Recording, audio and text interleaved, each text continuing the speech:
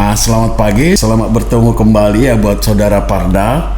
Pada kesempatan ini kita ingin bincang-bincang terhadap satu karya yang sangat luar biasa yang boleh saudara Parda sudah kerjakan. Namun hal ini perlu beberapa mungkin penyempurnaan melalui diskusi kita kali ini. Namun sebelum kita lanjutkan bincang-bincang kita, silakan Pak Parda dulu perkenalkan diri dulu. Baik, terima kasih Pak Simamora. Selamat pagi dan salam sejahtera. Saya Parda Tanjung Situmeang, SPIMM. Saya sebagai pembina mutu hasil kelautan dan perikanan ahli muda pada Dinas Kelautan dan Perikanan Provinsi Kalimantan Barat. Saya di sini datang sebagai peserta pelatihan kepemimpinan administrator Angkatan 7 tahun 2024 yang diselenggarakan oleh Badan Pengembangan Sumber Daya Manusia Provinsi Kalimantan Barat di tahun 2024 ini. Demikian perkenalan saya, Pak Simamora. Ya, bagus. Nah, sebagai tugas akhir saya lihat Pak Parda sudah melakukan suatu terobosan sebagai pertanggungjawaban di dalam pelatihan kepemimpinan administrator ini, yaitu membuat suatu rancangan aksi perubahan, di mana rancangan aksi perubahan ini telah saudara lakukan di dalam milestone-nya yang jangka pendek. Namun sebelumnya saya mau ingin penegasan dari saudara Parda, kira-kira gagasan saudara ini apa? Baik, Pak Simamora. Dengan latar belakang kami yang bertugas di Dinas Kelautan dan Perikanan Provinsi Kalimantan Barat, perlu kami jelaskan yang pertama bahwa ikan itu merupakan suatu bahan pangan bergizi tinggi yang sangat dibutuhkan untuk peningkatan kesehatan masyarakat. Kemudian perikanan itu merupakan suatu proses rantai bisnis di mana proses produksi dilakukan pada saat perikanan penangkapan ikan dan budidaya ikan, yang kemudian hasilnya akan mengalir menjadi bahan baku bagi industri pengolahan dan pemasaran hasil perikanan. Nah, kalau begitu kira-kira selama ini apa yang merupakan masalah di dalam bidang Bapak atau di dalam tugas Bapak khususnya dan umumnya di dalam Dinas Perikanan? Baik, ada beberapa isu strategis yang memang menjadi permasalahan di dalam organisasi kami. Yang pertama itu adalah belum optimalnya penerapan perizinan berusaha oleh para pelaku usaha pengolahan dan pemasaran hasil perikanan. Yang kedua, belum optimalnya tingkat konsumsi ikan oleh masyarakat di Provinsi Kalimantan Barat, di mana angka konsumsi ikan Provinsi Kalimantan Barat masih berada di bawah rata-rata nasional. Kemudian yang ketiga adalah belum optimalnya pengolahan produk hasil perikanan yang ditandai dengan masih rendahnya penerapan kelayakan pengolahan oleh unit usaha pengolahan hasil perikanan.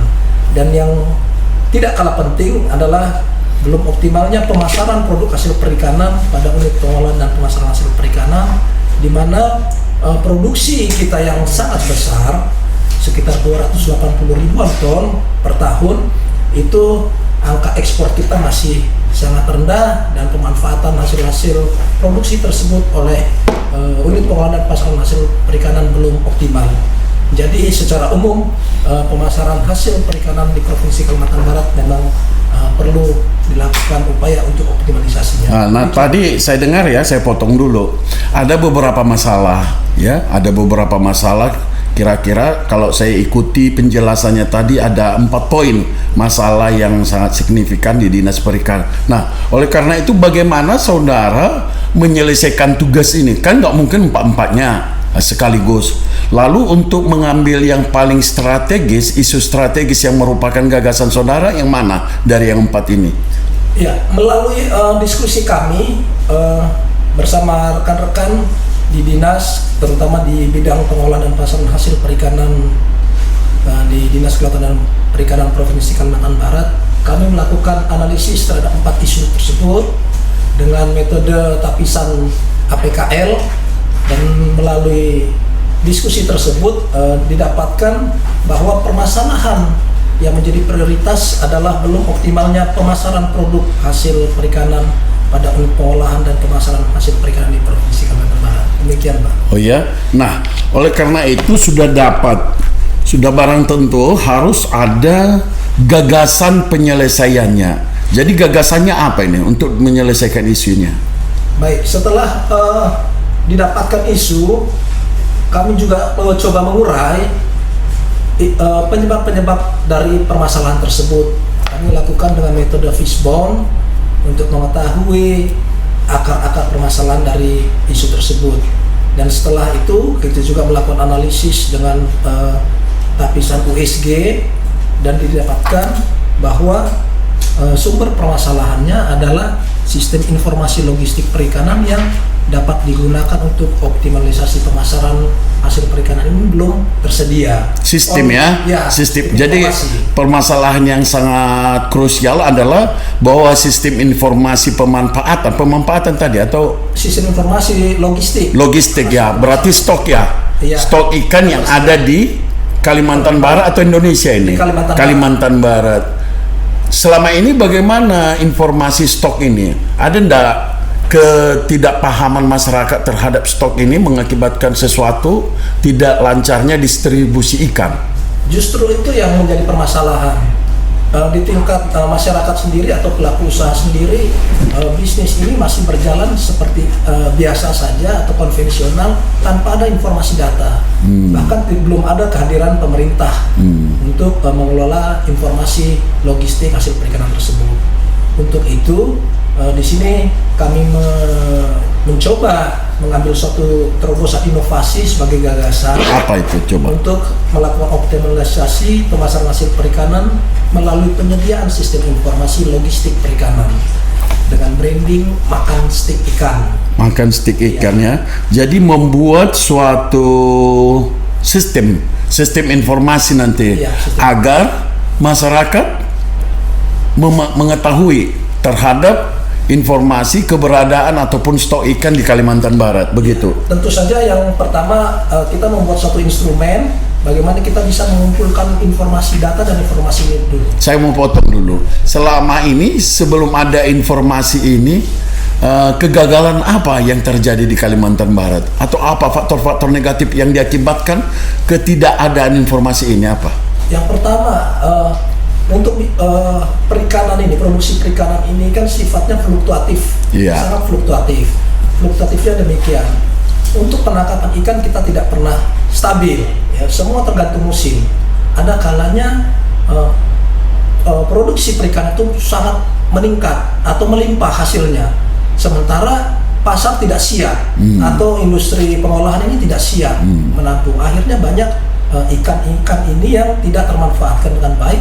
Akhirnya busuk, bahkan secara umum harganya bisa jatuh sehingga bisa merugikan nelayan karena tidak ada informasi data logistik tersebut, data ketersediaan ikan.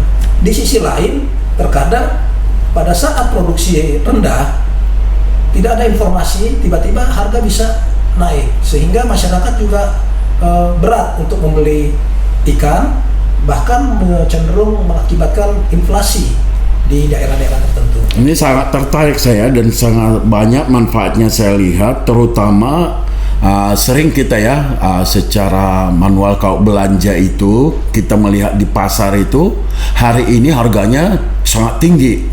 Seminggu lagi ikan sudah tidak ada, atau bahkan seminggu lagi ikan akan sangat murah, bahkan banyak yang tidak terjual.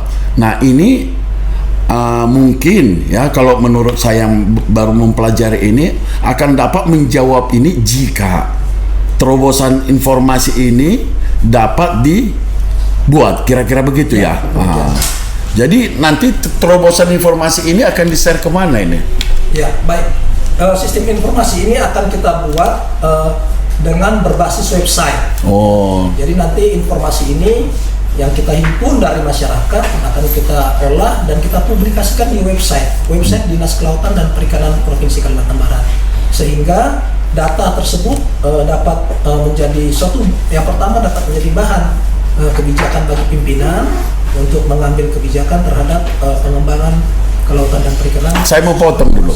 Bagaimana keterkaitan informasi ini, katakanlah Kabupaten Ketapang, Kabupaten Sintang, Kota Singkawang. Di satu sisi katakan Kota Singkawang banjir ikan, sementara di Sambas tidak ada ikan. Kira-kira sistem yang Pak Parda buat ini akan menjawab? Ya, jadi di dalam sistem informasi ini nanti paling tidak ada 2 item yang bisa kita lihat. Yang pertama adalah pasokan.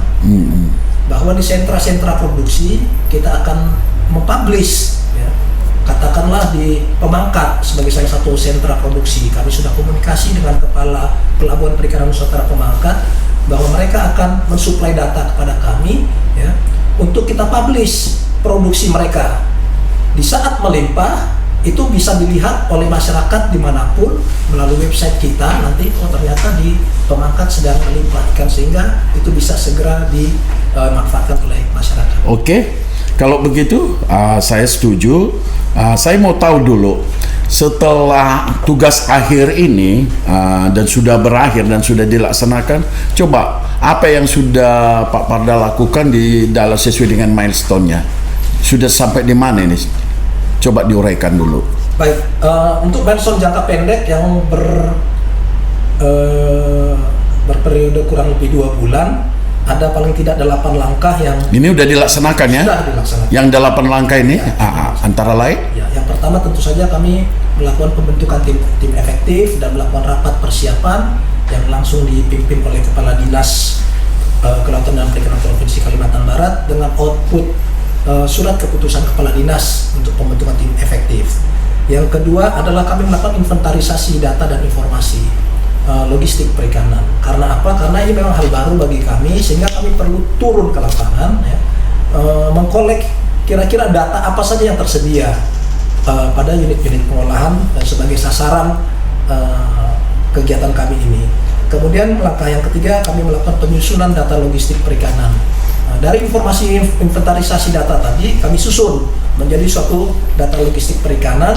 Untuk selanjutnya kami buat langkah berikutnya adalah dengan membuat rancangan sistem informasi logistik perikanan. Bagaimana dari data tadi kita membuat suatu formulir, ya, formulir pengisian, kemudian kita merancang bagaimana nanti formulir ini sampai kepada outputnya nanti bisa kita sajikan data tersebut. Kemudian langkah yang kelima adalah kami melakukan penyusunan standar operation prosedur (SOP) dalam kegiatan ini, dan sudah kami lakukan di dalam rapat bersama di dinas, dan sudah keluar outputnya berupa SOP yang ditandatangani oleh Kepala Dinas. Langkah keenam adalah kami melakukan uji coba terhadap instrumen sistem informasi logistik ini.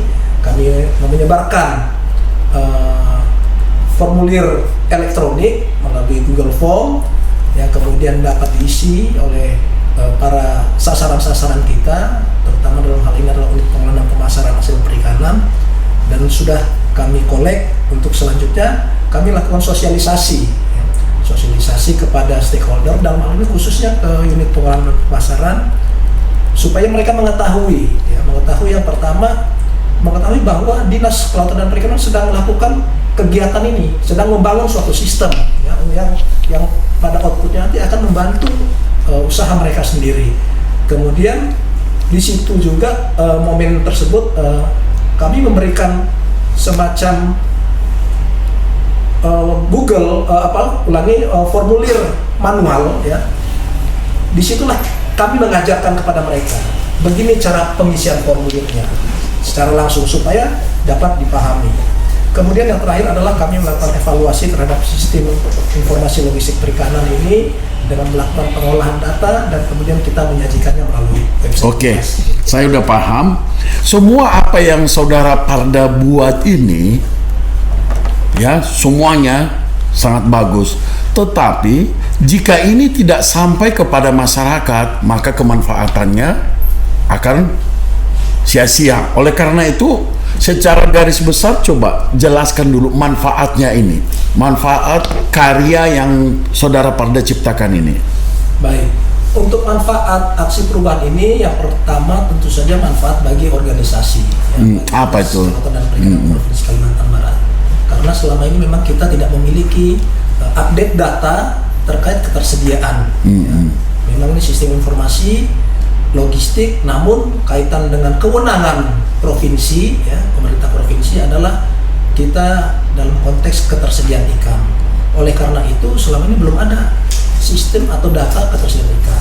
Dengan Sehingga, adanya sistem ini nanti, dengan adanya sistem informasi ini, kami akan memiliki data yang update ya, dan selalu terbarukan. dan data ini Dan data ini bisa untuk menjadi bahan pertimbangan pimpinan kepala dinas untuk mengambil kebijakan bagi pembangunan, pengolahan dan pemasaran oke. perikanan di Kalimantan. Itu untuk dinas ya, OPD. Terus Kemudian juga ada manfaat bagi pelaku usaha.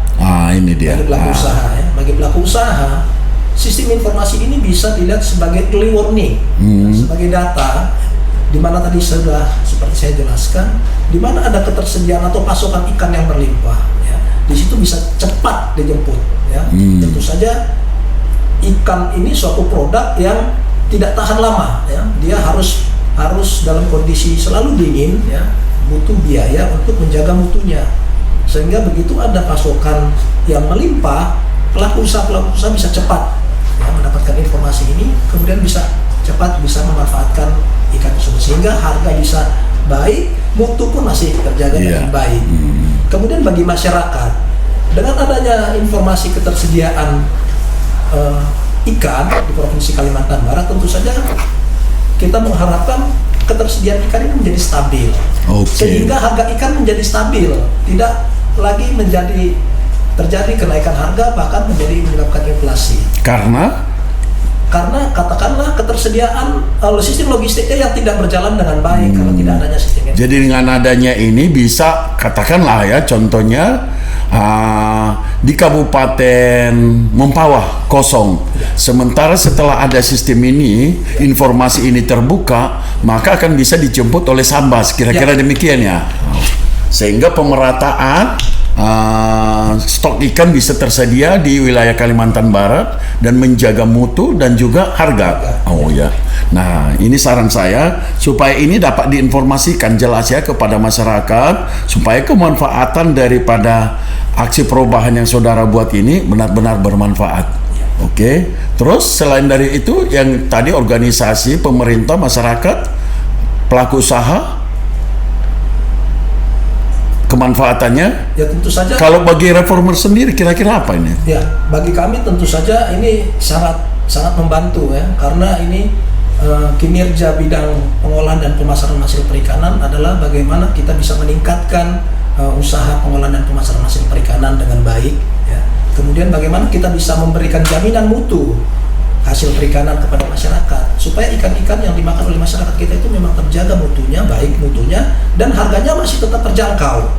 Iya. Satu lagi, ikan yang bermutu juga sangat disukai oleh pasar luar negeri.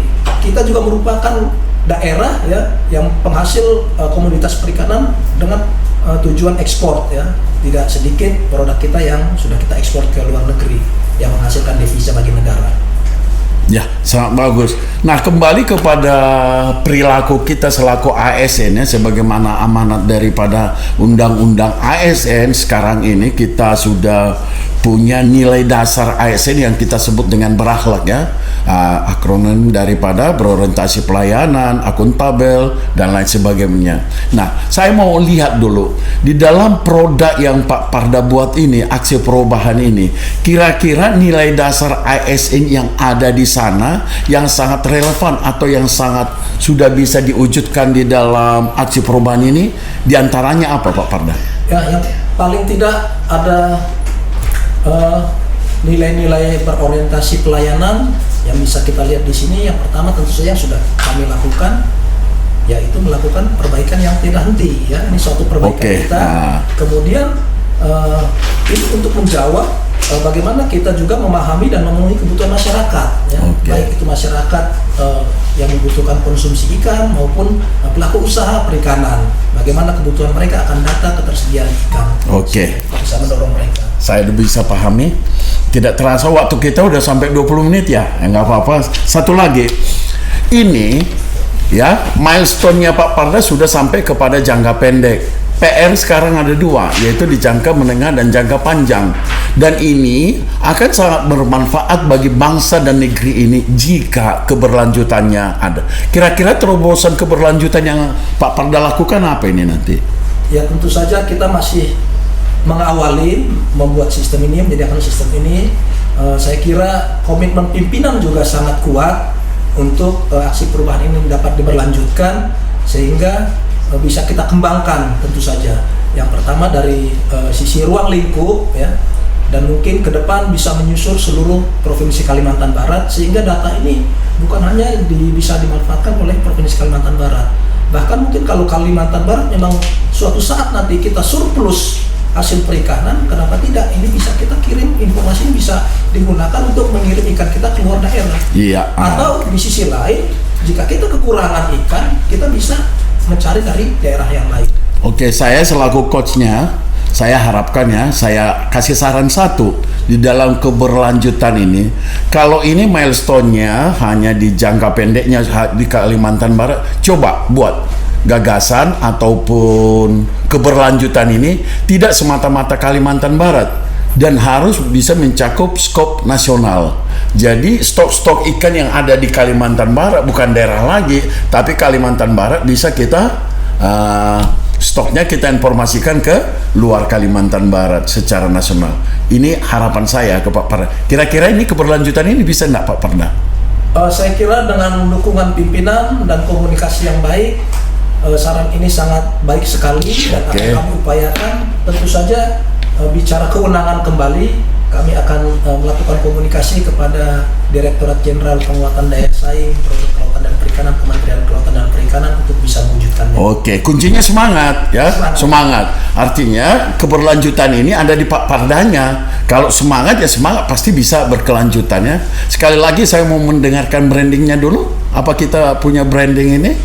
Brandingnya makan stik ikan. Makan stik ikan. Artinya dari mana itu sumber branding ini?